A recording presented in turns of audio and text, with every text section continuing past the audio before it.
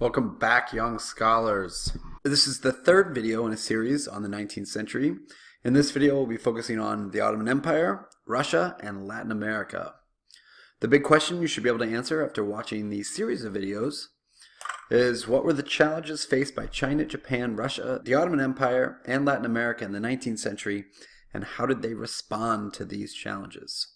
So the Ottoman Empire was the most important and strongest state in the Islamic world at the start of the 1800s. It was really the predecessor to both the Umayyad and Abbasid caliphates, and in period 4 it was a strong, powerful empire. It had expanded through the use of gunpowder. It had a vast and impressive bureaucratic system.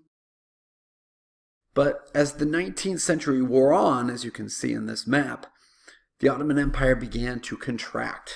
And you can see here the core of the Ottoman Empire is the modern-day Turkey, Iraq, Syria, Israel, and the important cities of the Islamic faith, Mecca and Medina. While its core remained intact, the periphery had began to break off. And that should not come as a total surprise to you, as we could think about the composition of that empire. We talked about the Balkan region here and how it was made up of predominantly Eastern Orthodox Christians who spoke Greek or some other language besides Arabic. And so in the 1900s, you see these nationalist movements led by ethnic minorities, such as Greeks and other members of the Balkan region, who were advocating for independence. This resulted ultimately in independent states in Greece, in the Balkans, and semi-independence in Egypt. Now, Egypt is an interesting situation. Egypt was first conquered by Napoleon's army, and then later it gained semi-independent status, and then later it was colonized by the British. But important to understand, this another example of nationalist movements leading to the breakup of larger empires, and we're going to see that a lot in the 20th century. In the period 4, the Ottoman Empire had a very impressive military core. It was known as the Janissaries. It was part of that Devshirme system, which pulled Christian children from the Balkan regions and put them in positions of power. But the Janissaries were ultimately weakened throughout the 19th century because they ultimately didn't evolve with new military technologies. While yes, they had gunpowder weapons, they didn't develop the more advanced gunpowder weapons that we saw coming out of places like Europe as part of the industrial age. And so the Ottoman Empire became weak, and we can see them represented here in this cartoon by the turkey, because they are the Ottoman Turks.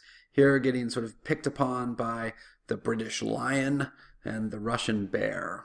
Now the Ottomans, because of the relative imbalance of power, were forced to sign some capitulation agreements, granting Westerners exemption from Ottoman laws. Now remember, this is an Islamic state, and so that compilation of Islamic law is known as Sharia law. That was the basis of the Ottoman legal code.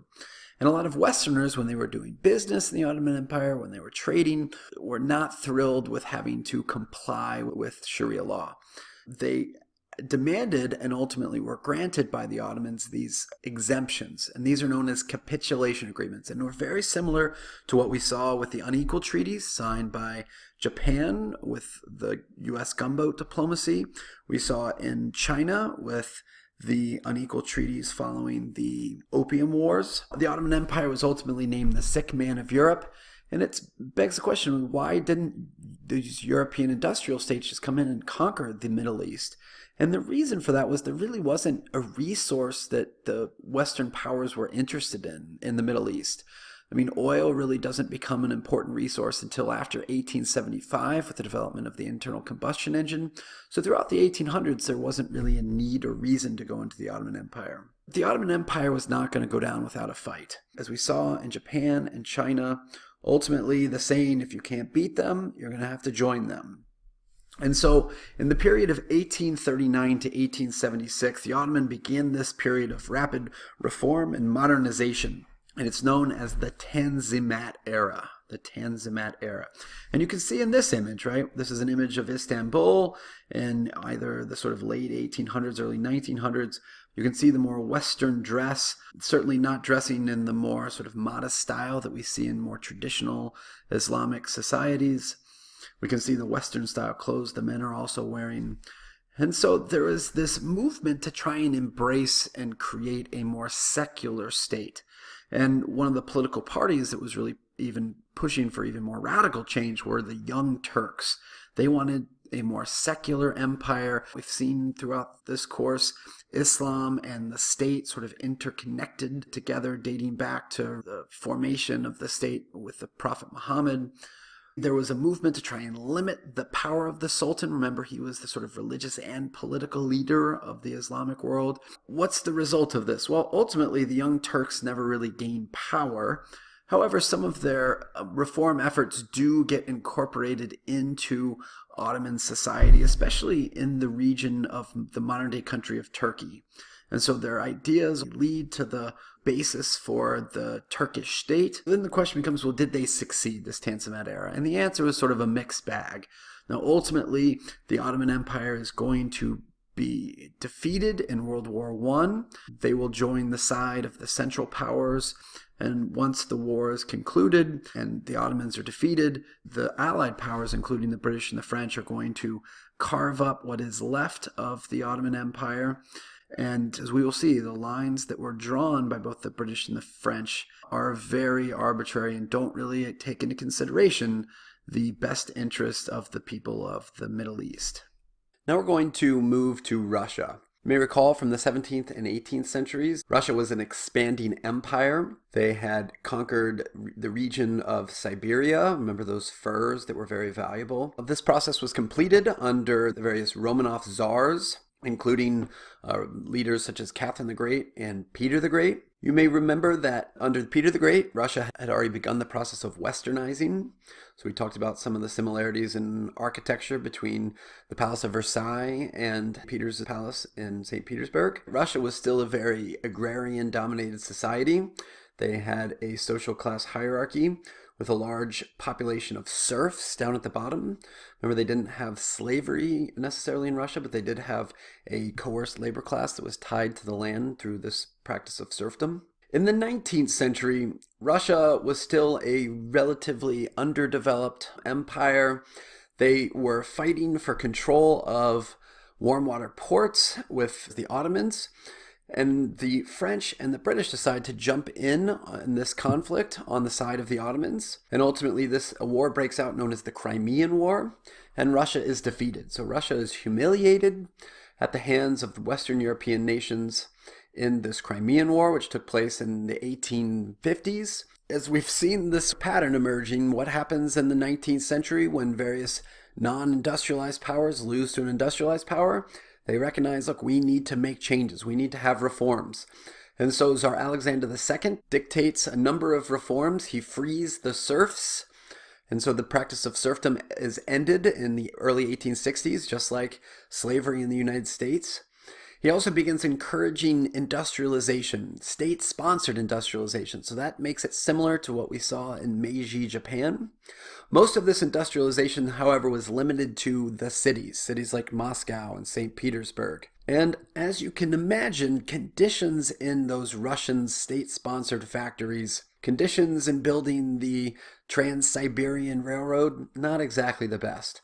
And so these harsh working conditions are going to cause many factory workers, especially in cities like Moscow and St. Petersburg, to gravitate in the direction of Marxist socialism. Many of those workers begin demanding greater rights, and ultimately a revolution will break out in 1905, which causes the Romanov Tsar to recognize and accept some modest reforms.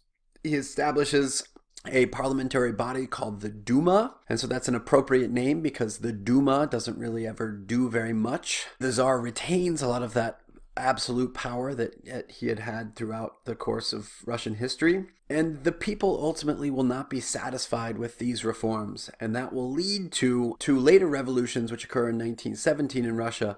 And when the dust all settles, it will be Marxist socialism that emerges as the dominant ideology of the Russian state, and we will see the Russians changing their name to the Soviet Union. Now let's switch our focus again, this time to Latin America. So you recall from the beginning of the 19th century, we have a number of revolutions that break out across Latin America with the goal of trying to end Spanish and then Portuguese rule in Brazil. And you recall that some of those revolutionary leaders like Simón Bolívar and his Jamaica letter, were advocating for one united Latin American state. but ultimately recognizing that that probably wasn't realistic given the tremendous amount of diversity that existed in Latin America. And so what ends up happening is Latin America breaks up into 18 smaller separate independent countries. Simon Bolivar anticipated this problem, and he says, "I fear peace more than war." And it turns out that Simon Bolivar may have been onto something, because once those Latin American revolutions had concluded, we don't see Latin America establishing a lot of political stability. There was a number of wars, smaller wars that broke out between these various independent countries. You have military leaders who had power emerging from these revolutionary wars against the Spanish, were oftentimes assuming power and then refusing to relinquish that power. Those military leaders are known as caudillos. For example, in Mexico, with the leader Santa Anna, who was reelected something like 12 times. Not sure all those were free or fair elections, given especially that Mexico had lost a war to the United States, where they lost a significant amount of territory. Latin American economies also remain oftentimes very dependent upon foreign investment, both United States and European investment. Remember, the United States had established this doctrine called the Monroe Doctrine. I like to call it the Monroe Dog Urine, because it's the United States essentially marking its territory over Latin America.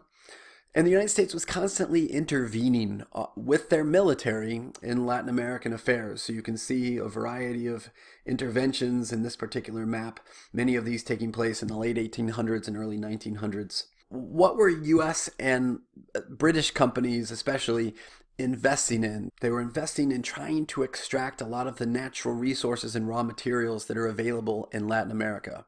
So let's run down a quick little list. What did they want? They wanted resources like copper, which was available in Chile and parts of Mexico. They wanted rubber, which is available in the Amazon rainforest. They wanted guano, which is bird poop, but very good for making fertilizers. That was available in places like Peru. They wanted to be able to grow crops, and we saw that as a continuation. Remember the importance of sugar production in period 4. Now we're talking about other crops like bananas or coffee. Bananas are an interesting one. There was a company, the United Fruit Company, which established business interests and ties throughout Latin America, and were extracting very low-wage labor from Latin Americans. And oftentimes, the United Fruit Company, when there was a political dispute in Latin America, would call upon and ask for help from the U.S. military to go down and intervene and ensure that the leaders in Latin America that were in power were favorable to American business interests. So in terms of Latin America's social hierarchy, remember after the revolution, we see the peninsulares being removed from power. You have the Creoles, mestizos, and mulattoes, people of mixed race. And then at the bottom, you had Native Americans and African former slaves. This hierarchy doesn't change very much. So you have a social hierarchy that is based predominantly on race and ethnicity. And so these white upper class landholders were benefiting from this European and US investment. Most, however, lower class Latinos, be they people of indigenous descent or African descent, remained in poverty and had much of their labor exploited by these foreign companies. So in this type of situation, it's not surprising that when we move into period 6, we're going to start to see some of them becoming more attracted to that ideology of socialism and communism. And so we'll see some communist movements percolate throughout Latin America, and we'll see some other revolutions, such as the Mexican Revolution of 1910 to 1920, that are premised on the idea of achieving greater social and economic equality throughout Mexico. So as a result of watching this video, you should be able to answer this big question. What were the challenges faced by China, Japan, Russia, the Ottoman Empire, and Latin America in the 19th century? And how did they respond to these challenges? As always, thanks for watching.